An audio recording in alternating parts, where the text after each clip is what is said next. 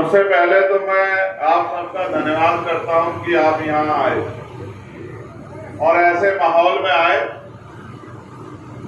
जिसकी सूचना मुझे दिल्ली में बैठे मिल रही।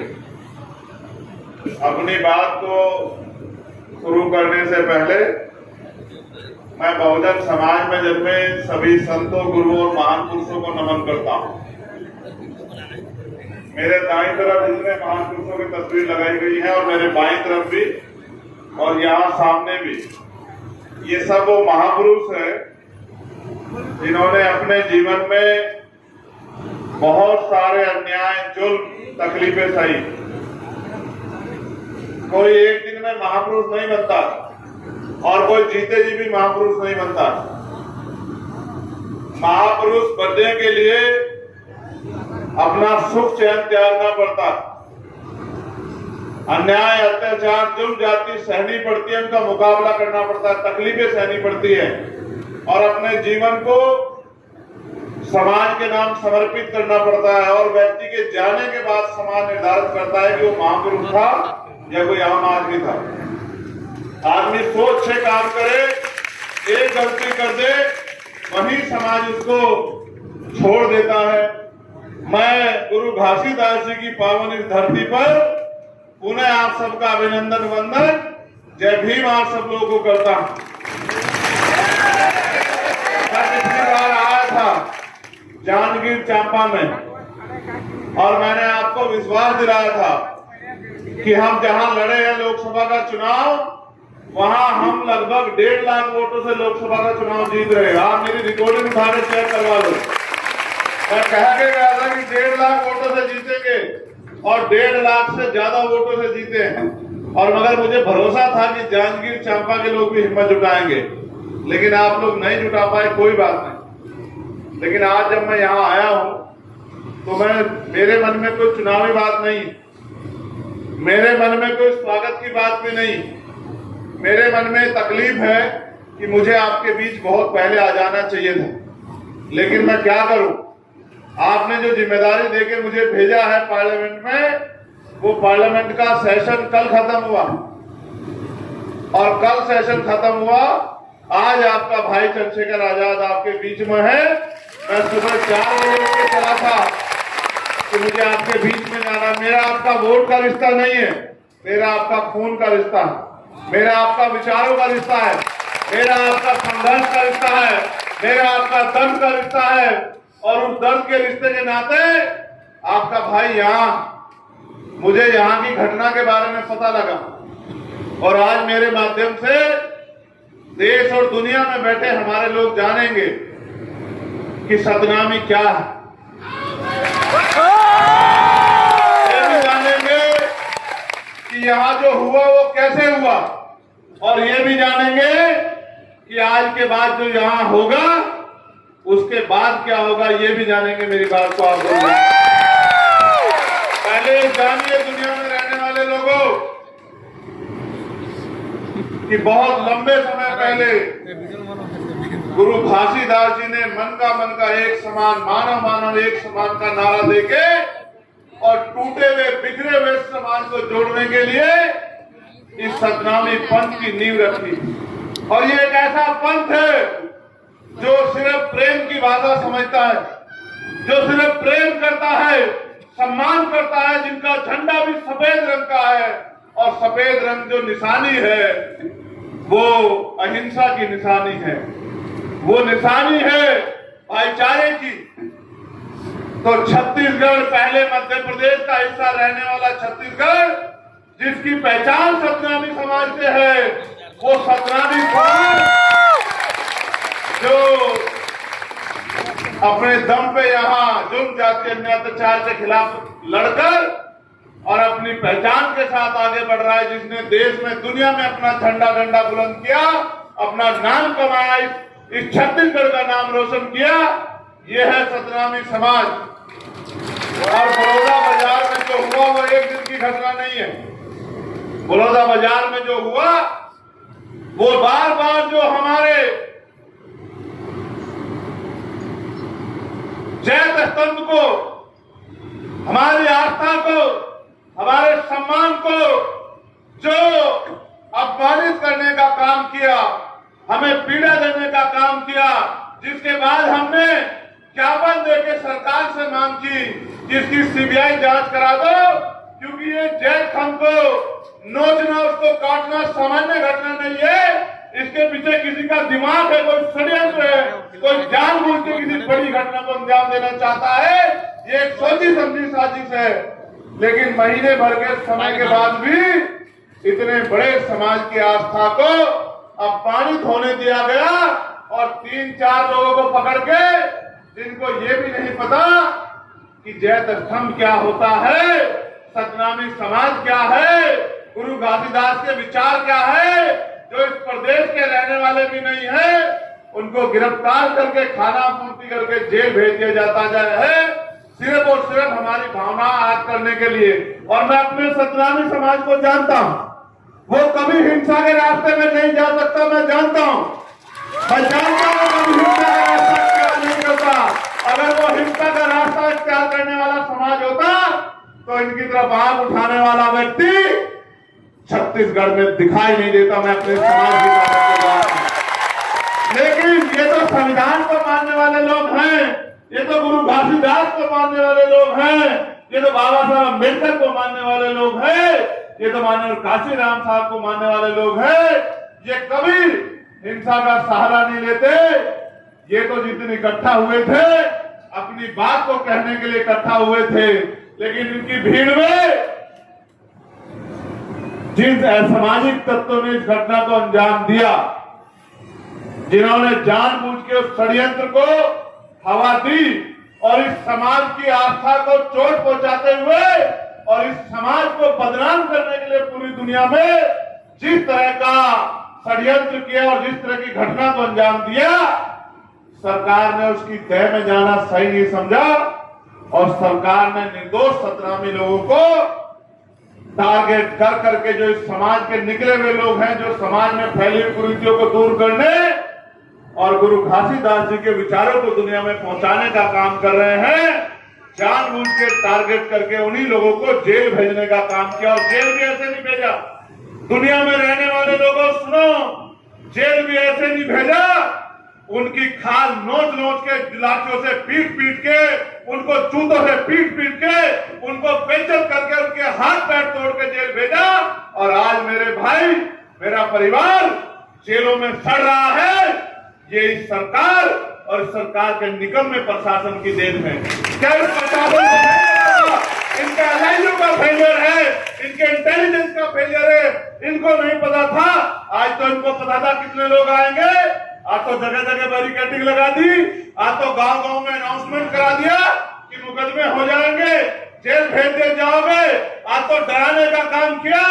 1 महीना हमारे लोग आंदोलन करते रहे कि इसकी सीबीआई जांच करा दो, तब तो गहरी नींद में सो रहे थे। क्या हम नहीं जानते क्या हुआ? क्या हम बच्चे हैं? क्या हम दूध पीते बच्चे हैं? हमें नहीं पता कि किस तरह आंदोलन को कुचला जाता है, किस तरह से जो है आंदोलन को बदनाम किया जाता है, किस तरह अपने गुंडे भीड़ में घुसाकर और सतनामी समाज के निर्दोष युवाओं पे झूठे मुकदमे लगा के क्या करना चाहते हो? क्या दिखाना चाहते हो? आपको क्या लगता है कि डर जाएंगे? आपको क्या लगता है छिप जाएंगे? आदमी एक बार पैदा होता है, एक बार मरता है। याद रखना सरकार के लोगों, एक बार के बाद दोबारा नहीं मरता और एक बार के बाद दोबारा पैदा नहीं होता। बुलंद नेता है। मैं आपसे भी कहना चाहता हूं, बुजदिल तो नहीं हो, बहादुर लोगों, क्या हो गया तुम्हें? किस बात से डर रहे हो? जेल तो क्रांतिकारियों का कहना होती है। और इतिहास याद करो, यह मुल्क जब आजादी पाया तो कितने लोगों ने शहादत दी, कितने क्रांतिकारियों ने शहादत दी, कितने लोगों ने जेल काटी। किस चीज से डर रहे हो? मैं तुम्हारे सामने खड़ा हूं, चंद्रशेखर आजाद, जिसने दिल्ली की तिहाड़ भी 2-2 बार काटी और 16-16 महीने जेल काटी, जिसके शरीर में जितनी हड्डियां नहीं उतनी लाठियों से उसको पीटा गया, पैरों के नखून खींच लिए गए, दांत तोड़ दिए गए, रीढ़ की हड्डी में गैप कर दिया गया, फिर भी नहीं मरा। क्योंकि संघर्ष करने वाला व्यक्ति मरता नहीं है, संघर्ष करने वाला अमर होता है और उसके जाने के बाद उसको याद रखती है। आज हमारे प्रदेश अध्यक्ष राजकुमार जांगड़े जी यहाँ नहीं है। वो बेचारे पहले उनको एक्सीडेंट हो गया, बड़ी मुश्किल से उसकी जान बची आपकी प्रार्थनाओं से, गुरु घासीदास जी के आशीर्वाद से। फिर उसको दोबारा से चोट लग गई। वो किसी तरह से, उसको पता था कि उसके ऊपर शिकंजा कसा जाएगा। वो निर्दोष व्यक्ति किसी तरह से यहां से चला गया। उसको पकड़ के लेके आए। जिस दिन मैंने घोषणा करी कि मैं आने वाला हूं, इनको पता था कि राजकुमार जांगड़े और भीम आर्मी के लोग यहाँ रहेंगे तो लाखों लोग जुटेंगे और आपको जवाब देना भारी हो जाएगा। अभी मैं जब यहाँ आया तो मुझे बताया कि उसके पिताजी आए।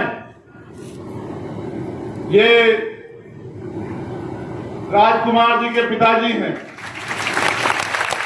ये सिर्फ राजकुमार के पिताजी नहीं है, ये मेरे भी पिताजी हैं, चंद्रशेखर आजाद के भी, क्योंकि वो हमारा नेता है यहाँ। वो हमारे लिए और आपके लिए 24 घंटे 7 दिन खड़ा रहता है। वो अपनी जान की परवाह नहीं करता। वो मेरा बहादुर सिपाही है। आज इनकी आंखों में आंसू देख के मुझे बड़ी तकलीफ हो रही। मैंने इनसे भी कहा कि क्रांतिकारियों के पिता आंसू नहीं बहाते, ये उनके संघर्ष का भी अपमान होता है। याद करो शहीद आजम भगत सिंह को जब फांसी की सजा हुई थी तो उन्होंने अपने पिता को, उनके पिता ने एक लेटर लिख दिया था अंग्रेजों को कि उनकी सजा माफ कर दी जाए, तो वो अपने पिता से लड़ पड़े थे। उन्होंने अपने पिता से कहा कि आपको कोई अधिकार नहीं है मेरी जंग में कूदने का, मुझे अपमानित करने का। उन अंग्रेजों के सामने, जिनके सामने मैं प्राणों की बाजी लगा रहा हूं, उनके आगे झुकने का, गिड़गिड़ाने का आपको कोई अधिकार नहीं है। मेरे संघर्ष को कमजोर मत करो। मैं आपसे भी कह रहा हूं, मैं वचन देकर कहता हूं, मेरा वचन अटल है, याद रखना। मैं सरकार से कह रहा हूं, प्रशासन कराओ जेल बड़ी, छत्तीसगढ़ की जेल बड़ी कराओ। हम देखेंगे कितने लोगों को आप जेल भेजेंगे। हम आपकी हिम्मत देखने का काम करेंगे। इसको आप आग्रह मत समझना। ये मेरी चेतावनी है सरकार को कि अगर वो गुंडागर्दी में उतर आई है, अगर वो तानाशाही पे उतर आई है, अगर वो सत्यावी समाज को कुचलने में उतर आई है, तो उसका जवाब देने के लिए चंद्रशेखर आजाद है। करो मुकाबला हम लोग। मैं आज आया ये देखने के लिए क्या चल रहा, तो मैंने देखा 14 FIR, 153 लोगों को गिरफ्तार किया गया।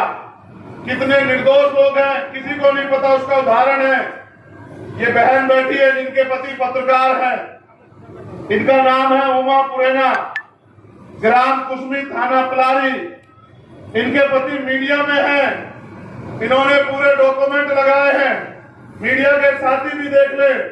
उस बेचारे पत्रकार को उठा के जेल में भेज दिया क्योंकि कोई इनकी सच्ची आवाज बाहर ना पहुंचा दे, कोई जो अन्याय हुआ उसको बाहर तक ना पहुंचा दे। इनको लगता है कि जुल्म यही बंद हो जाएगा, नहीं होगा बंद। ऐसी कितनी एप्लीकेशन मेरे पास हैं जो निर्दोष लोग हैं जिनको पकड़ के जेल में डाल दिया है। छत्तीसगढ़ सरकार को ये लगता है कि ये जानवर हैं, गूंगे बहरे लोग हैं, ये गाय बैल बकरी है, इन पे जुल्म करो, लाठी बजाओ, इनकी खाद खींच लो, इनको जेल में ठूल दो, कोई नहीं पूछेगा। गिरफ्तारी कर रहे हैं।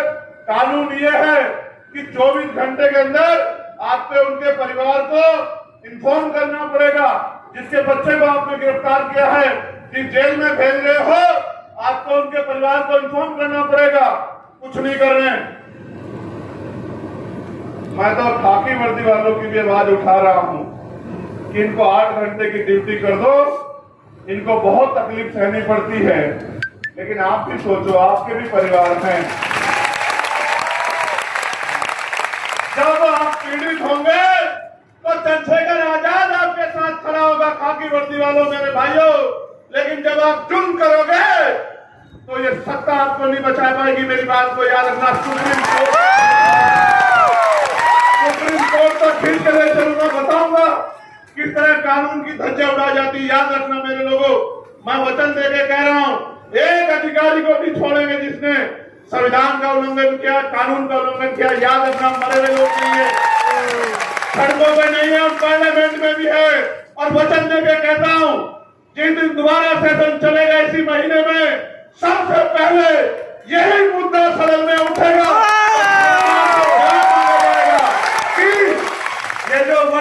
ऐसे लोग हैं जो हमारी तनख्वाह, हमारे पैसे से तनख्वाह पाते हैं, इनको सरकार हम पे जुर्म करने के लिए क्यों यूज कर रही है? क्या कानून नहीं जानते हो? क्या आपको नहीं पता है कि जिन परिवारों के बच्चों का आपने उठाया इन्फॉर्म करना पड़ेगा? क्या आपको नहीं पता है कि निर्दोषों को जेल नहीं भेज सकते हैं? क्या आपको नहीं पता है कि जानबूझ के कितने बड़े समाज को नहीं कुचल सकते हैं, उनकी भावनाओं को नहीं कुचल सकते हैं? क्या नहीं पता आपको? सब पता है, लेकिन आप सत्ता के आगे कमजोर पड़ गए हो। मैं आपको बल देने के लिए आया हूं कि घबराओ मत पुलिस के साथियों, मैं आपके साथ हूं, ईमानदारी से काम करो। लेकिन याद रखो, आपके भी परिवार हैं। कल जब अपने बच्चों में जाओगे तो कैसे उनसे आंखें मिलाओगे? जब किसी गरीब के बच्चे को, निर्दोष को पीट पीट के जेल भेजोगे, कैसे आंख मिलाओगे? सोचो, यही प्रदेश होगा। कल आपके बच्चे से कोई गलती हो जाए या ना भी गलती हो और उसके साथ ऐसा जुल्म हो, कैसे बर्दाश्त करोगे? आप भी तो पिता हो, क्या अपने बच्चों के होते जुल्म को बर्दाश्त कर पाओगे? खाल खींच रहे हो मेरे लोग। ऐसा लगता है कि उनका कोई वाली वारिस नहीं है, उनका कोई भाई नहीं है, उनका कोई परिवार नहीं है, उनके लिए लड़ने वाला कोई नहीं है। हो सकता है छत्तीसगढ़ के नेता आंख मिल सकते हैं, लेकिन दिल्ली में बैठे हम लोग आंख नहीं मिल सकते। मेरी बात को याद रखना। आपको शायद नहीं पता कि जिन भीम आर्मी के लोगों को आपने बंद किया है, इसे 21 जुलाई में भीम आर्मी की स्थापना हुई थी। आपको नहीं पता? ये महीना हमारा है, ये हमारा महीना है। पिछले साल इसी महीने में हमने 5 लाख लोग दिल्ली में जुटाए थे, और इस बार भी अगर आप आतंक करोगे तो 10 लाख लोग हम लोग दिल्ली में जुटाएंगे। जब आपके सम्माननीय मुख्यमंत्री दिल्ली आएंगे, हम उनका स्वागत करेंगे। हम यहां से जब जाएंगे तो देश के गृह मंत्री जी को भी अवगत कराएंगे कि उनकी सरकार वहां क्या कर रही है, उनकी सरकार वहां किस तरह जुल्म कर रही है। और अगर वो भी हमारी बात नहीं सुनेंगे तो सड़कें सुनेंगे हमारी बात, क्योंकि हम भीम आर्मी आजाद समाज पार्टी को ताकत को जानते हैं, और हम ये भी जानते हैं कि लोकतंत्र है। लोकतंत्र में जिनके पास लोग होते हैं उनकी सुनवाई तानाशाह को भी करनी पड़ती है। आप ये बताओ, ऐसा क्या हुआ कि एसपी दफ्तर में आग लगी और सिर्फ आबकारी की फाइल ही जली? ऐसा क्या हुआ? बाहर आग नहीं लगी और अंदर आग लग गई। ऐसा तो नहीं कि दफ्तर में बैठ के कोई आदमी आग लगा रहा हो। ऐसा तो नहीं दफ्तर में बैठ के कोई आग लगा रहा हो, अपने किसी माफिया साथी को बचा रहा हो, किसी की मदद कर रहा हो, किसी को जेल जाने से बचा रहा हो, किसी से कुछ सुविधा लाभ लेकर गरीबों के बच्चों को फंसा रहा हो। ऐसा तो नहीं है। कहां था इंटेलिजेंस, कहां था LIU, कहां थी पुलिस, कहां था प्रशासन? इतने लोग आए थे, क्यों नहीं बात करी? जिलाधिकारी मौके पे क्यों नहीं पहुंचा? आज इतनी फोर्स लगाई है, अगर इतनी फोर्स लगाई होती तो पत्ता भी नहीं हिलता। और इतने लोग यहाँ हैं, पत्ता कहां हिल रहा है? इनमें से कौन ऐसा है जो किसी को बुरा कह रहा है? लेकिन बुरा तो उस दिन भी नहीं कह रहा था। ये तो सत्ता और पक्ष से मिली भगत थी, जिसमें मेरे लोग पिस गए। जो बेचारे गुरु घासीदास जी के सम्मान में, जो सतनामी समाज के सम्मान में गए थे, वो बेचारे पिस गए। और वो नौजवान पिस गया जो समाज को परिवार से भी बड़ा मानकर एडी चोटी का जोड़ लगाकर पूरे प्रदेश में जुल्म जात के खिलाफ लड़ रहा है। मैं समझता हूं क्योंकि हम सत्ता के खिलाफ मजबूती से लड़ रहे हैं, इसलिए जानबूझ के हमारी लड़ाई को कमजोर करने के लिए हमारे नेताओं को टारगेट किया गया है।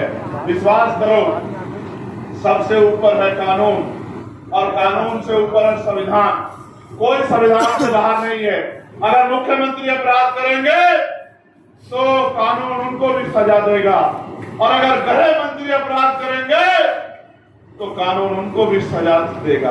सतनामी समाज था, सतनामी समाज है और सतनामी समाज अनंत अनंत तक रहेगा।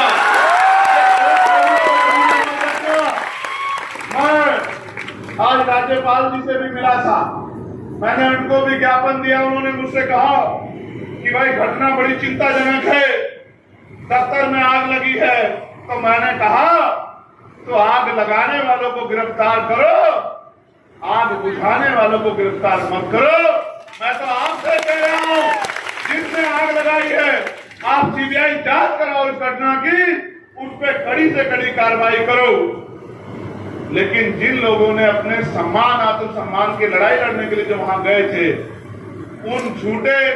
उन लोगों पर झूठे मुकदमे लगाकर जेल में डालने का या उनको उनकी हिम्मत को तोड़ने का काम मत करो। मैं उनको ज्ञापन दे के आया हूं और मैं फिर आपसे कह रहा हूं कि आपको लगता है हम लोग कमजोर हैं? दोनों हाथ डाल के बताओ कि आपको लगता है हम लोग कमजोर हैं? हम चुप इसलिए है, हम ये जुल्म इसलिए सह रहे हैं। मैंने वीडियो ट्वीट की थी, यही सब बहादुर लोग थे, अलग अलग वर्दी वाले लोग जो लातों से पीट रहे थे। वकील है, कितने मेडिकल है आपके पास? कितने लोगों पे 307 लगाए? कितने लोगों को चोट आई? एक आदमी को चोट लगी, 10 आदमी को चोट लगी, 100 लोगों ने चोट मारी कि 307 का मुकदमा दर्ज कर दिया। और आप लोगों ने जो किया, आपकी वीडियो एविडेंस नहीं है क्या कि आप जूतों से पीट रहे, गिरा गिरा के लाठियों से पीट रहे? आपको किसने इंडिया पीटने का? पुलिस का काम पीटना कब से हो गया? किसने अधिकार दिया? कौन से एक्ट में लिखा कि पुलिस पीटेगी? गुंडागर्दी करते, जुल्म करोगे, लगता है इनकी आवाज उठाने वाला नहीं है। गलत है, गलत तो गलत कहना सीखो। और संविधान की शपथ लेकर आपने जब ये नौकरी ज्वाइन की थी तो याद करो, किसी नेता ने कैसे नहीं मिली नौकरी, आपके संघर्ष से मिली है। और आज इतना जमीन मर गया कि आंखें बंद करके जुल्म कर रहे। याद रखना, यहां जुल्म कर लोगे, लेकिन यहां से ऊपर भी एक अदालत है, उस कुदरत की अदालत जो सब देख रही है। आपके किए हुए कार्य उस कुदरत को दिखते हैं। मैं आपसे नाराज नहीं, इसलिए क्योंकि पुलिस तो सरकार की होती है। मैं तो खुद से नाराज कि हम यहाँ इतने ताकतवर नहीं है कि आपका ट्रांसफर पोस्टिंग कर सके। हम यहाँ इतने ताकतवर नहीं कि आपको सस्पेंड कर सके। हम यहाँ इतने ताकतवर नहीं कि आप पर मुकदमा लगा के आपको जेल भेज सके। हम अभी इतने ताकत नहीं है पॉलिटिकली। लेकिन आपको क्या लगता है, हम तो वहां भी इतने ताकतवर नहीं थे जहां हम ताकतवर बने। आपको क्या लगता है कि हम हमेशा ऐसे रहेंगे? आपको क्या लगता है आपके दिए हुए जख्म हम भूल जाएंगे? नहीं, बिल्कुल नहीं भूलेंगे। हम अपनी पीठ पे पड़ी लाठी को भूल सकते हैं, लेकिन अपने समाज की पीठ पे पड़ी लाठी को कभी नहीं भूल सकते। मेरी बात को हम जानते हैं कि हम कमजोर हैं नैतिक रूप से। जब आपकी लाठियां हमारे खिलाफ उठती हैं तो नहीं सोचती। आपके आदमी को तो पत्थर लगा भाइयों, हमें तो पूछे रखने में मारा जाता है, हमें तो घोड़ी पे बैठने में मारा जाता है। आपको तो पत्थर लगा, आपको घायल हुए, मैं उसको भी सही नहीं मानता, मगर हमें तो मार के लटकाया जाता है भाई। हमें तो मटकी छूने में मारा जाता है। हम किससे नहीं लड़ते? हम तो अपने मुल्क में जुल्म सह रहे हैं। करोड़ों की आबादी होने के बाद भी इस देश का दलित, पिछड़ा, आदिवासी और अन्य धार्मिक अल्पसंख्यक जुल्म सह रहे हैं। हमारी मोबिलिटी होती है भाई, हमें मारा जाता है, दाढ़ी रखने पे, टोपी पहनने में मारा जाता है, हमें आवाज उठाने में मारा जाता है। हम नहीं लड़ते, हम संविधान पे भरोसा रखते हैं। लड़ने वाले लोग होते तो आपकी हिम्मत नहीं होती, हमारे पंडाल में घुस जाते, आपकी संख्या इतनी नहीं। लेकिन आप जानते हो क्योंकि लंबे समय से इनके नेताओं ने इनको ठगाया, तो आप इनको बेसहारा मानते हो। लेकिन अब ये बेसहारा नहीं है, अब इनपे एक मजबूत आवाज है, जो इनका नेता नहीं है, इनका भाई और इनका बेटा है, जो अपने प्राणों के बलिदान लगा देगा, लेकिन इसको कमजोर नहीं करने देगा। मैं आपसे भी कहता हूं, हाथ जोड़ के कह रहा हूं, इसे मेरी विनती मानो कि इस जुल्म को बंद कर दो, इसमें सबकी भलाई, और जिन निर्दोषों का आपने गिरफ्तार किया है उनको छोड़ दो बिना शर्त के, इसमें सबकी भलाई, वरना फिर आंदोलन होंगे। और इस बार आंदोलन अगर छत्तीसगढ़ में हुआ तो उसका प्रचार करेगा चंद्रशेखर आजाद गांव-गांव घूमकर, उसका प्रचार करेगा भीम आर्मी का एक पदाधिकारी, आजाद समाज पार्टी का एक पदाधिकारी, क्योंकि लोकतंत्र में आप हमें नहीं रोक सकते हो अपनी आवाज उठाने से। इसलिए मैं आपसे कहना चाहता हूं, जितना जल्दी हो सके किसी को खुश करने के लिए किसी पे जुल्म करना ये न्याय नहीं है। न्याय का सिद्धांत तो ये कहता है कि 4 दोषी बच जाएं, लेकिन एक निर्दोष को सजा नहीं होनी चाहिए। लेकिन आप तो पहले से जज बन गए, जूते से मारते हो। हम तो वो हैं जो चमड़ा उतारना जानते हैं, उसका जूता बनाना जानते हैं, समय आने पे उस जूते से इलाज करना जानते हैं। हमें जूते से मारते मारो, आपके जूतों के दम भी देखेंगे, ये जूते भी हमारे लोगों द्वारा बनाए गए, चिंता मत करो। उतार लो हमारी खाल उतार लो, हमें जूतों से मारो, हमें लाठियों से मारो, हमारी खाल खींच के जेल में बंद कर दो। हमारे लोगों का भी जमीन मर गया है, जो बाबा साहब अम्बेडकर के संविधान की वजह से समाज को मिले आरक्षण में नौकरी कर रहे हैं। हमारे नेताओं का भी जमीन मर गया है, इसलिए मारो, जी भर के मारो, जब तक आपका और आपके नेताओं का दिल खुश नहीं होता तब तक मारो। लेकिन याद रखना, समय बदलेगा, हम बदला नहीं लेंगे, हम बदलाव करेंगे। ऐसे सारे अधिकारियों से जिन्होंने गरीबों पे जुल्म किया, उनकी नौकरियां छीन लेंगे, उनको बेसहारा कर देंगे, जेल में भेजेंगे, उनको एहसास कराएंगे कि जुल्म करना किसको कहते हैं, क्योंकि विधि के अनुरूप सब लोग बराबर हैं। और सरकार बड़ी बड़ी बात करती है पार्लियामेंट में, हमारे लिए बड़ी बड़ी बात करती है। यह है हमारा सच कि आजादी के 75 साल बाद भी हम लोग अपने मुल्क में जुल्म सह, ये हमारा सच। सुनो दुनिया में रहने वाले लोगों, हम इस देश में सुरक्षित नहीं है। कब नहीं पता किसको गोली लेगी, मैं खुद इसका साक्षी हूँ, मुझे 4 गोली मारी गई। दुनिया में रहने वाले लोगों सुनो, हमें हमारे जुल्म देश में जानवरों की तरह मारा जा रहा है, क्योंकि हमारे नेताओं ने हमसे धोखा कर लिया और शासन प्रशासन और सत्ता में बैठे लोग हमें इंसान मानने को तैयार नहीं। मैं आपसे भी कहता हूं, कितने लोगों को जेल भेजेगी सरकार? जितना डरोगे उतना दबोगे, जितना डरोगे उतने सताए जाओगे। सामना करो, जाओ जेल के सामने जाके खड़े हो जाओ, जाओ कानून के सामने जाके खड़े हो जाओ और कहो कि हमें भेजो जेल। जब वो तुम्हारे भाइयों को जेल भेज रहे हैं तो तुम्हें भी जेल जाना चाहिए, घर में नहीं बैठना चाहिए। घर का एक बेटा अगर जेल चला गया तो दूसरे को तैयार होना चाहिए। आप सैनिक समझते हो, नहीं समझते हो? सीमा पर जब एक जवान शहीद होता है तो उस वीर जवान की मां ये नहीं कहती कि मेरा बेटा मर गया, वो कहती मेरा बेटा शहीद हुआ, उसने देश के लिए बलिदान दिया है। मैं चाहूंगी मेरा दूसरा बेटा भी देश के लिए संघर्ष करे और बलिदान देने की नौबत आए। सत्याग्रही समाज के लोगों, क्या हो गया तुम्हें?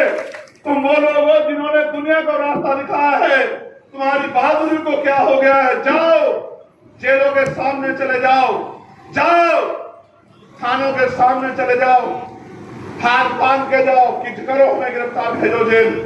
जब आपके समाज को इस सरकार ने, इस प्रशासन ने, पुलिस ने विकलांग, कमजोर और निपटाने की तैयारी कर दी, तो तुम अपनी बारी का इंतजार क्यों कर रहे? वैसे भी तो मर ही रहे। अगर